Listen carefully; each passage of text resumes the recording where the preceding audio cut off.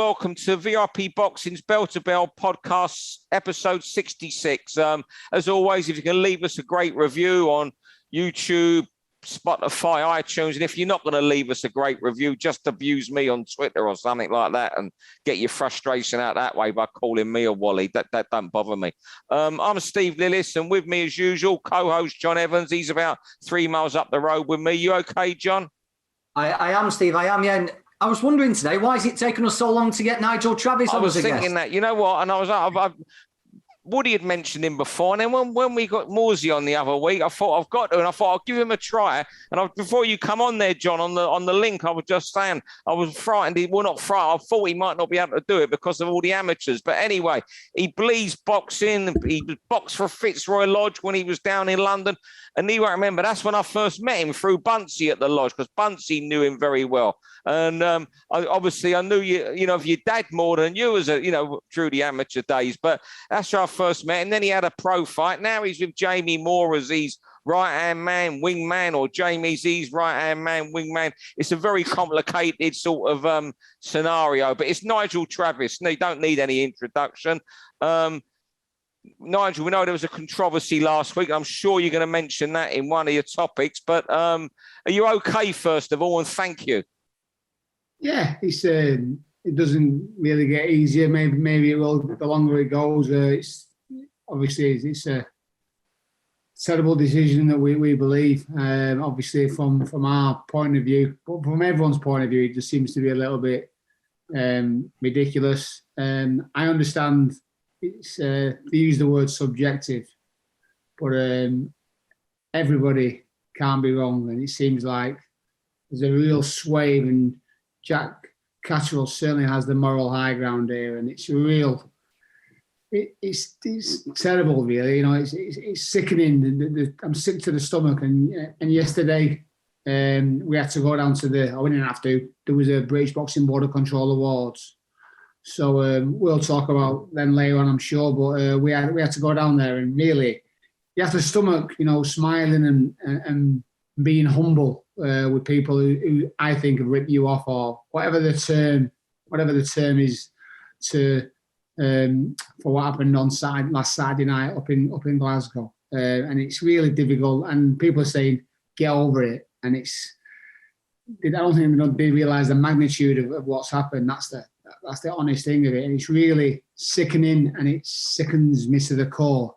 But there are worse things going on in the world. We all know that, and it's not for us to harp on about stuff. And really, Jack Catterall's been back in the gym today, so that just shows the testimony of the kid.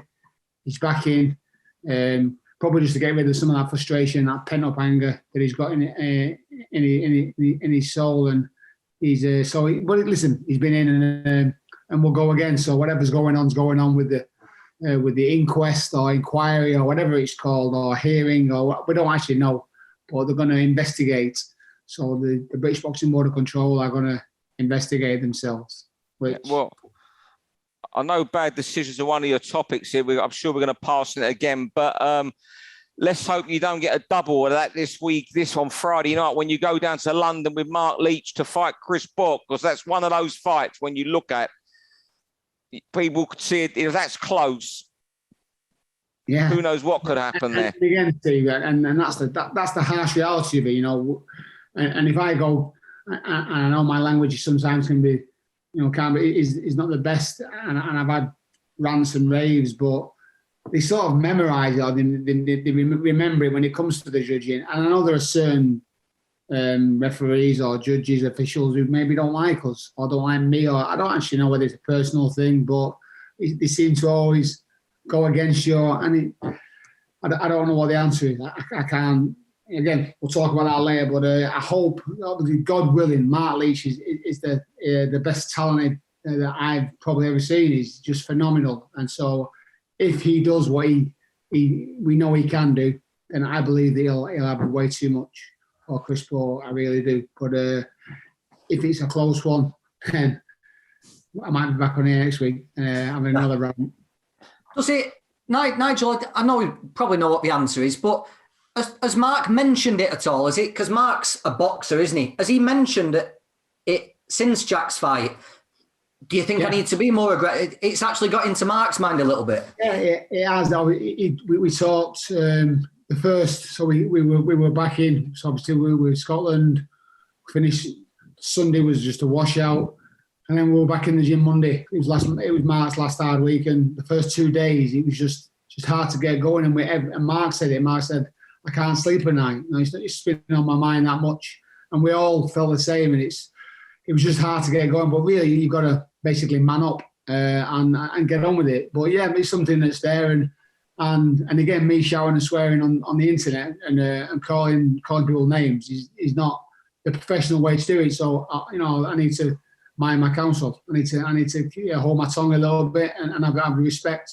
But it's very difficult to have the respect when you feel that you haven't been respected yourself. And to have respect, you have to be truthful. And the truth is that I believe that Jack Catterall should be undisputed world champion and should have been on Sunday morning. He isn't. That's the harsh reality of it. And it's appalling, but it is what it is. I can't change it. And hopefully I can affect what happens on Friday night at York Hall and Marc Leach to come away with the British title and bringing it back to Salford. That's brilliant. Well, let's hope he does for everyone at the gym, and you get that I'm not going to even say it's not even luck. Get a result, because any gym deserves a result. It's you lot. Anyway, we're going to press on, and how we do this, I don't know if you've listened or Morsey's told you about it, because he's been on here a couple of times. So you've got to steal the show from a bit tonight. John can be the judge at the end. Who's the best guest? I'm not doing it, but Johnny, Ian John Evans. Yeah, Ian John Evans is going to. Ian John Evans, yeah. Ian Evans Lewis. John Evans Lewis is going to be the judge at the end. And we're going to make sure he is as well. But and it'll be controversial. But anyway, what we do, when that bell goes after the 3 minutes, even you have to zip it, Nigel. No, it's hard, but you have to. But John's going to start us off this week. I haven't seen the fight, what he's going to talk about, but he can talk about this guy for 30 minutes, let alone 3 minutes. It's John on Chocolatito. Ready to go. Right, yeah. Well, I'm not just going to talk about the fight at weekend, because I thought that was Chocolatito in sparring mode. And that's how good he is. He Martinez, the new kid on the block, big puncher, aggressive, full of it. Chocolatito worked him out in 90 seconds, and I thought he treated it like a sparring session. And that just shows the level of this guy. I genuinely believe in our era of the last 20, 25 years, it's Floyd and Chocolatito. They're the two standouts. I started watching him when he was light fly champion, and he was outstanding. And even back then, 10 years ago, you had people saying, well, you should have seen him at strawweight. He was even better then. That's how good this guy's been for so long. Yeah, the first fight with Estrada, mate, I think it makes the second one look average. That was just a phenomenal fight. He went over to Japan, took everybody apart. If you want to see someone at the top of the game, watch him fight a guy called Yaigashi. And now we've got this latest part of his career when he's come back from his trainer dying, which nobody spoke about before that first defeat he suffered. And I think he's reinvented himself. He's lost a few angles, and now he's just a pure pocket fighter. Makes you miss and makes you pay. What a fighter, a joy to watch. And I just hope he doesn't get sacrificed for a young gun because he's ancient for a flyweight. I hope he has a good ending, but phenomenal. Yeah, from my point of view, I just think that the accuracy of the man. So I saw that the punch output was apparently his lowest. He was on level with Estrada, but his accurateness was 61. It was 61% of the shots that he threw were on the target. I mean, that's just a phenomenal feat to think about, and the amount of shots that he throws. And as you say, sublime to watch. He's just an amazing to watch, and really, it's how he should be done. Fine in the pocket, and it's just. But as I say, when you look on terms of punch out rate and punch output, and 61% of the shots are bang on the board, I'm like, wow, that's mind blowing. You know what? I haven't seen the fight the other night. I followed his career a lot more around 14, 15 when he was on Box Nation. I think Barry Jones is a similar beef as you about him, Johnny. back then, I think he had him number 2 in the pound for pound around that time. But it's just the level he's, as you say, John, the level he's boxed at. Was it 2008, 2009, when it was 105 pound champion then? And there's guys like him who have made the lighter weights hip, hasn't he? He's made it hip and trendy to be a lighter weight and slightly more mainstream. And what I was thinking yesterday about it, as I hadn't seen the fight, was, if you imagine now if someone like Ricardo Lopez would have been around now against these guys with lighter weights getting the attention. Oh. Round 2, no can't do. It's about Amir Khan and a lot of suggestions that he's going to trigger the rematch clause with Kell Brook.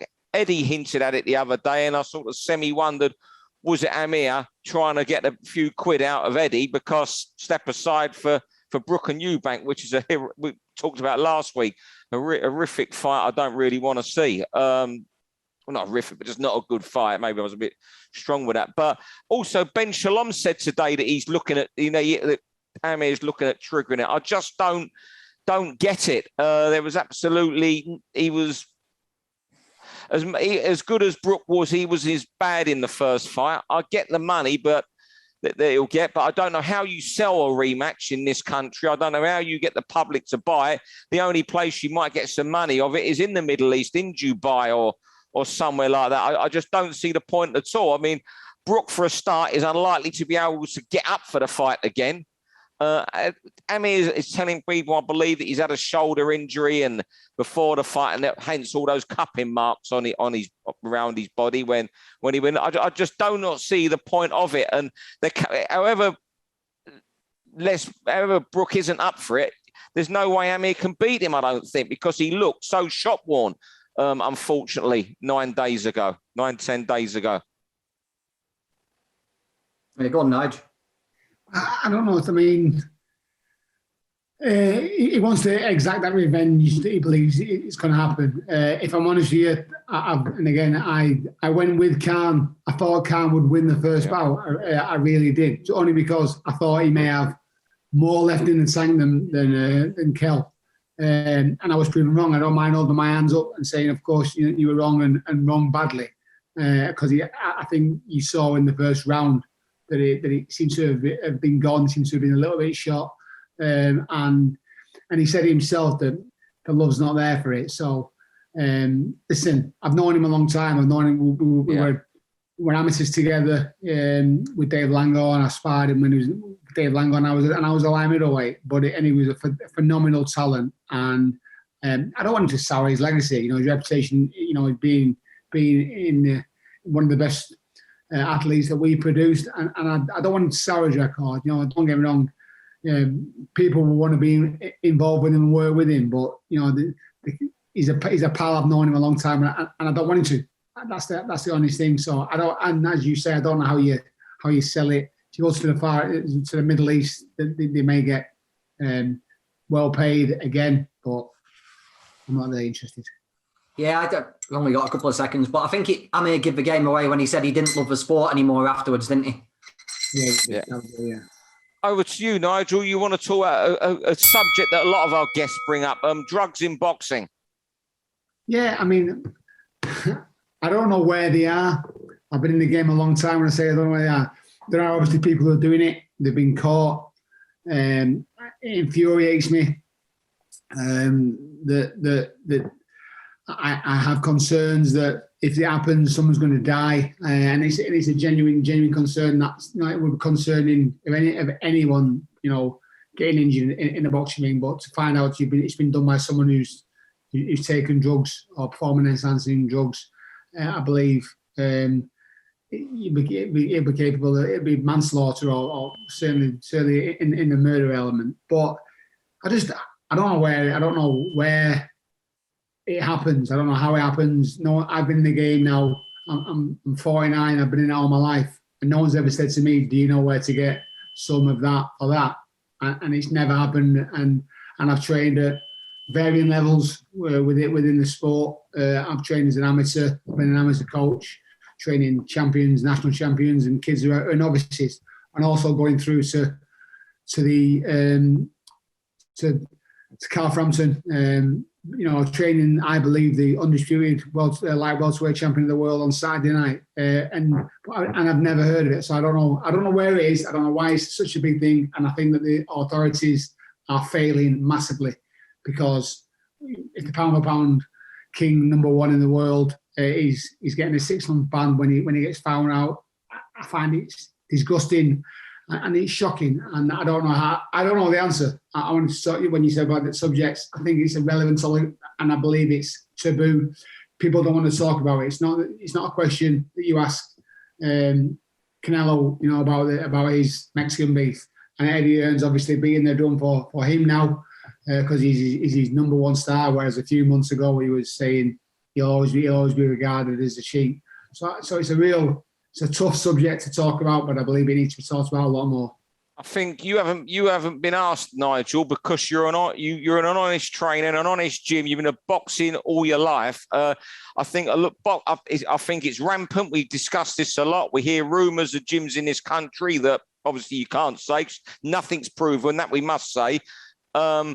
But I think it's trainers that ask boxers, who encourage boxers to take it. It's like when you see athletes get caught, well, my trainer suggested, or my dietitian, because you trust your life in those people. When you go in, you and Jamie are in the corner with Jack Catterall, Marc Leach, or even if you're in the corner helping a journeyman out or something, them guys are trusting their life in you. And I think it's trainers and fighters believe these trainers. Sorry we never got you there, John. Don't worry about it. Nigel's a guest. Round 4, John, over to you.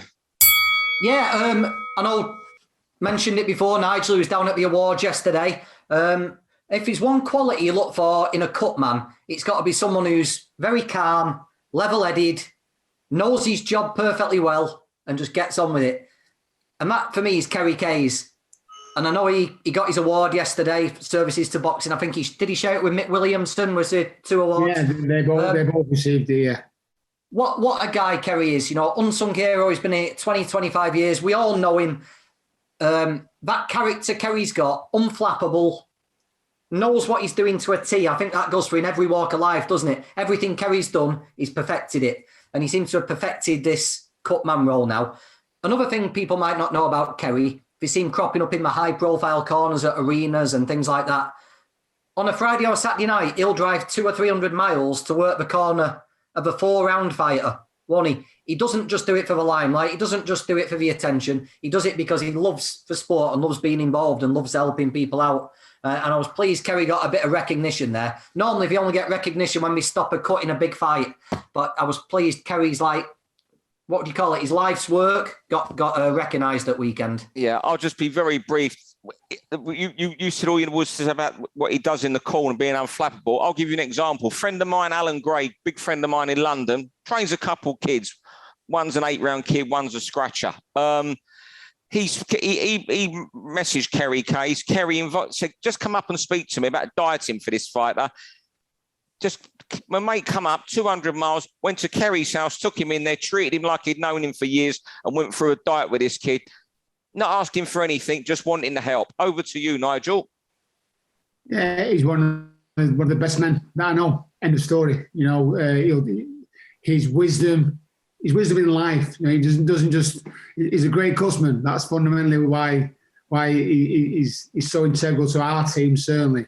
But he's a better man than a cutsman as well. So his missus, Jan, they're just beautiful people. And to see him, he was surprised he didn't know we knew about it. So we were fortunate that we got told that there's a chance Kerry's going to get it. So that's why we were there yesterday. And I see people on Twitter or whatever saying, why are they going to the awards if you're that peed off with the board? Why are you going? We were there for Kerry Case, 100% and nothing else. And to see him just get a little bit of the limelight, just to get a little bit of just credit, it was wonderful for us. And we love the man. Genuinely, he's family to us. And I hope, I know he'll continue in the sport because it's what makes him tick as well. It's what makes him tick. Put you off there, Nigel.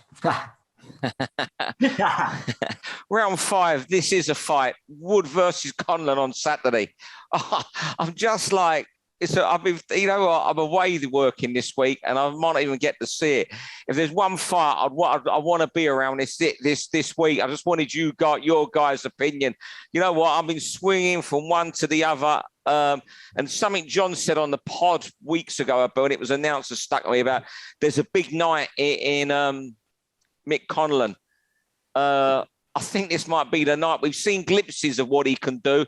I think this might be the night where it all falls together for him, and we see skills, particularly in the second half of the fight, and he wins what is a great fight against Leigh Wood, the WBA champion. You know, this is a fight, but the challenger's a man who's meant to be a star, and it's a guy who's a blue collar warrior. It's just an amazing matchup, and I can't wait for it. I just want to get your opinion on how you think it might go, fellas.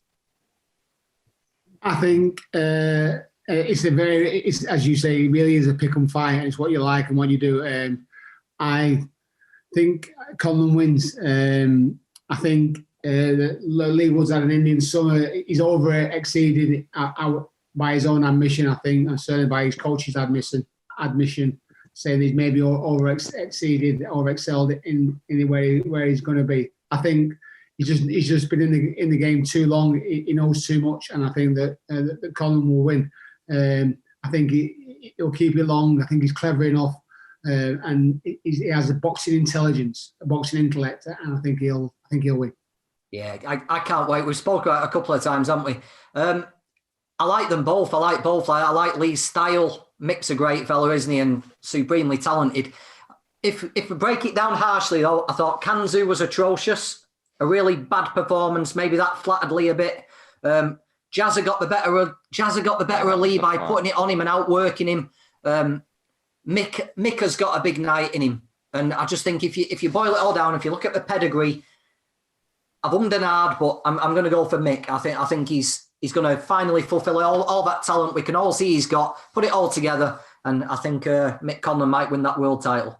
Yeah, it's just something about this fight that's got me. But as I said, John, it's that thing you said on here about a few weeks ago about the big night in him, and it's just stuck with me ever since when I've analysed it. It's a great fight, and massive crowd is going to be in Nottingham, sellout crowd. It's going to be. I think there was an annex that Leigh Wood apparently hits extremely hard. Yeah. So he does have there's an annex to this, as an apostrophe, whatever he's called, whatever do all I say. Genuinely, he could knock him spark out. But that's what makes it so good. Brilliant. Last round, Nigel. Last round, verdicts that stink. You can just talk there, Nigel, and we'll just listen. Yeah.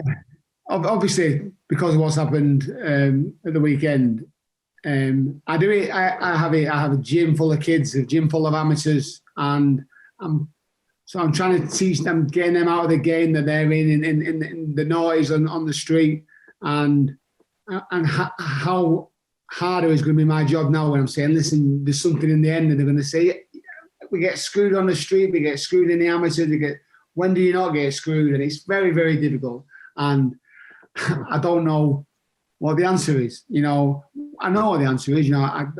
They should be making it right. They can modify stuff. I don't know if they're ever going to do that.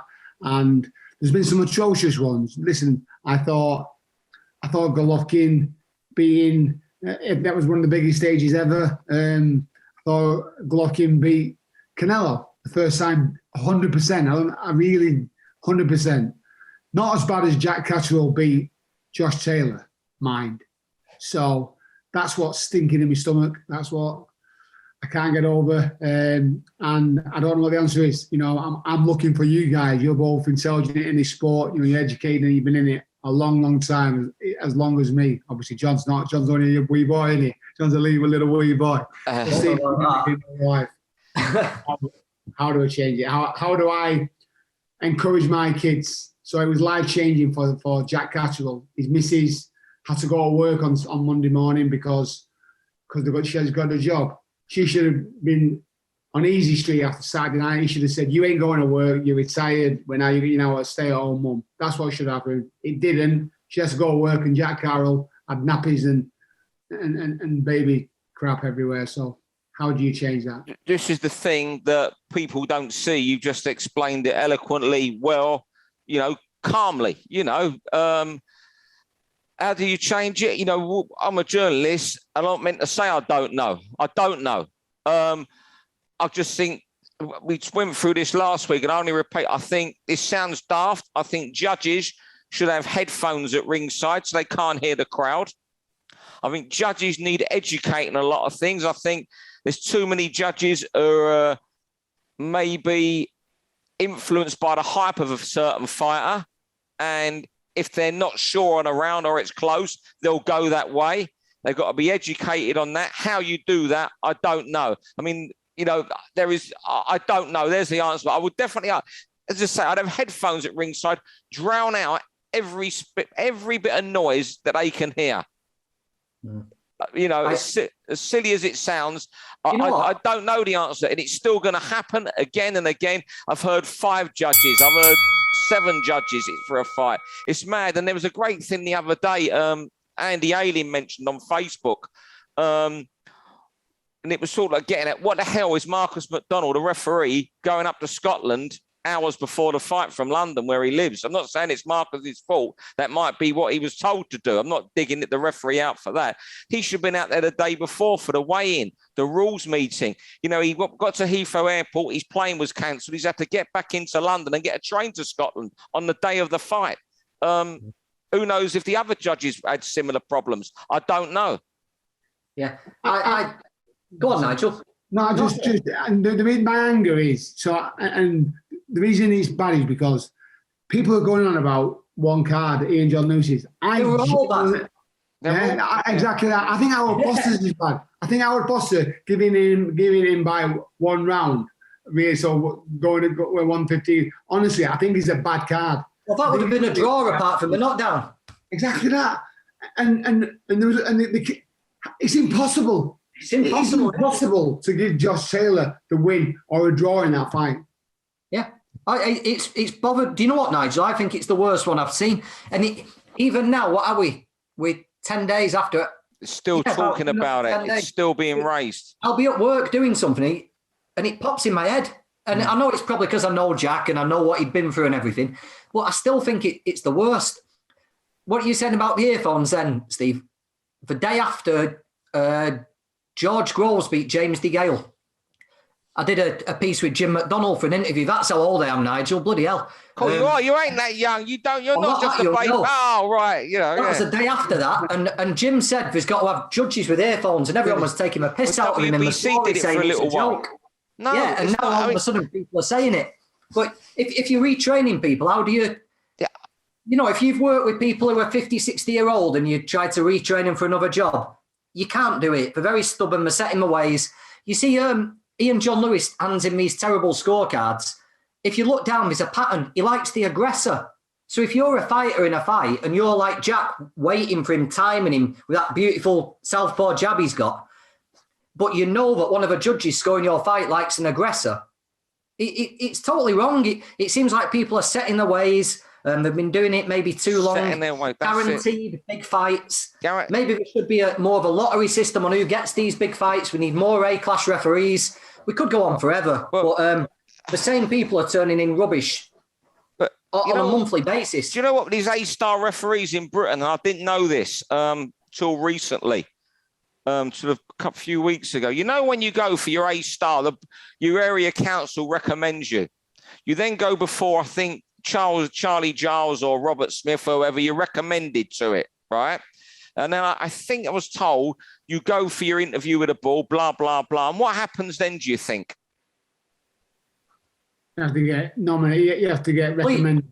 Please don't tell me the other referees have a say. You've just got it, John. You've won. You've won tonight. You go before. I'm told you go before the. You then go before the A-star referees, and they decide. Now, let's be honest. All of us in fucking life here, John. Right? We all want to protect our own jobs. Say I'm doing a job. Right? I'm a freelancer, Nigel. Right? I'm doing a job. Right? I don't want someone else doing my job the next week. I want to be in there nicking the dough. Let's be honest about it. Let's not sugarcoat it. We can all say, but we all want to do it. Is there, John? You're at 32 Reg. You do your stuff at 32 Reg. You got your job in the day. Your 32 Red's another source of income for you. You ain't gonna want someone else coming in doing. Oh, we're getting him to do it next week. Well, why? So you go before these star class referees. Who wants another one on the firm? I never knew that. I was taking the piss when I said that. Oh, well, there you go. That's what I'm told. And I've got. It is. So they told exactly the same thing. And the old analogy is job story boys. Fuck. Well, I'll tell you what, we'll wrap it up there, boys, this week. It's been a great week. John, seeing as you guessed that one, you still got to decide. More, Ian John Evans has got to decide, Morsey or Nigel. We'll stick with the theme. I'll be Ian John Evans, and we'll score it 1,634 to 927.5. Some bullshit score that I'll just imagine out the top of my head. Who wins, Nigel or Morsey? Well, obviously to me, yeah. Obviously to me. Who guarantees me a repeat job? Yeah, now you're talking. I don't need to put in a scorecard. Nigel's won. Thanks everyone for listening this week, and thank you, fellas. For all boxing info, news, and latest interviews, amateur and pro across the north, click and subscribe. VIP Boxing Promotions. Also, Twitter, Instagram, and Facebook.